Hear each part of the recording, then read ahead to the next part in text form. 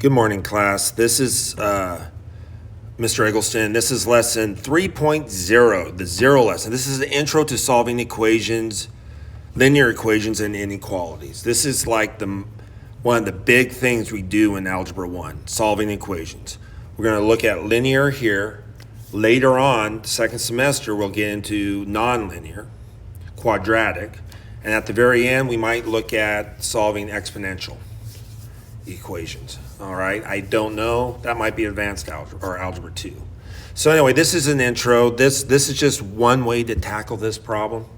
It's basically Miss Geis went shopping. I'm just reading this for school supplies for her students. She lives in Michigan, where her sales tax is 6%. Her receipt is shown below. This is all her receipt right there.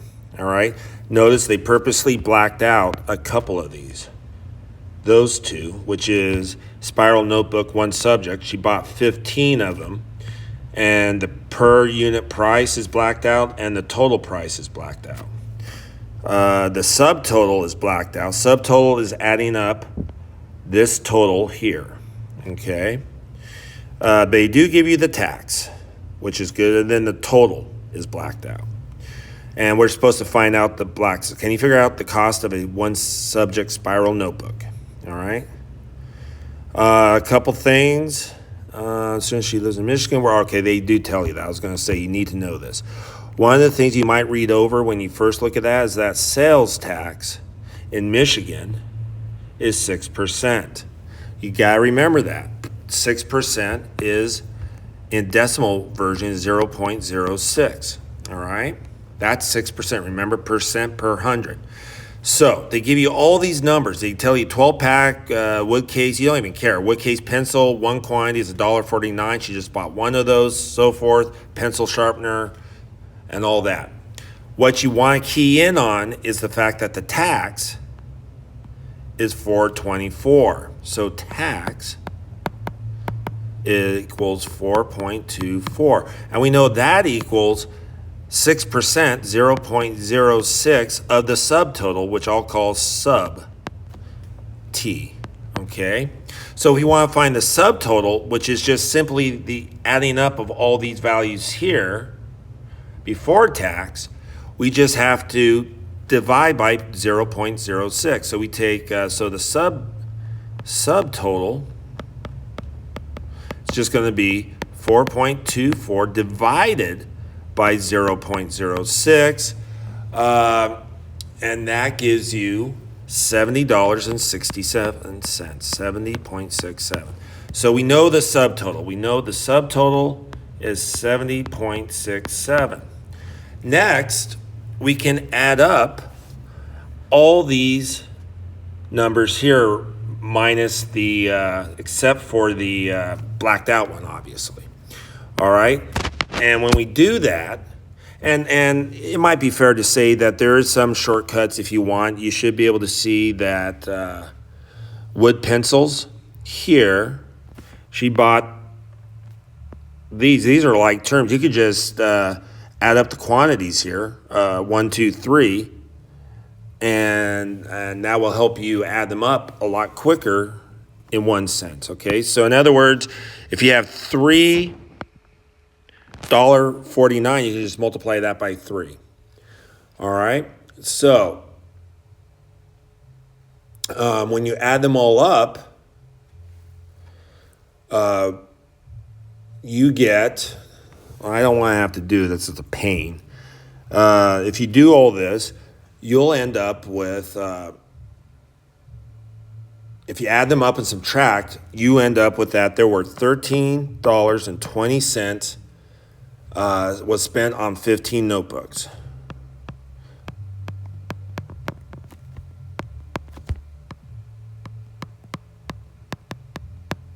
You'd have to have a calculator to do this. What they did is they added each one of these up. All right, it's kind of a pain. There's lots here. With a calculator, it's not that bad. You add all those up and subtract that from the subtotal of 70.67, and that gave you $13.20 left over. So if you wanted to find the per notebook price, you just take the 13.20 and divide it by 15. And that equals the price of $0.88 per notebook. Okay, 88 cents per notebook. Can you figure out the cost of a one-subject spiral notebook? Yes, I can, is the answer to that question. But really, what is the price of a single-subject notebook? And that is 88 cents per notebook. All right?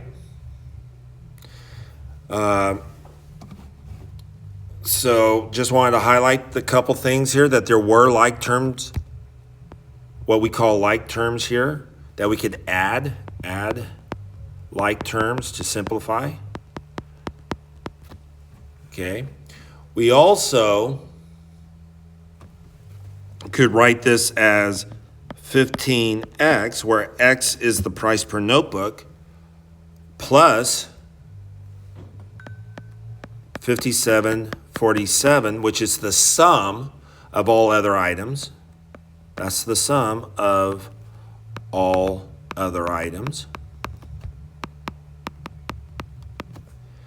Okay, and that's got to equal $70.67. And that's an equation. That's what you just did. You solved that equation. Okay.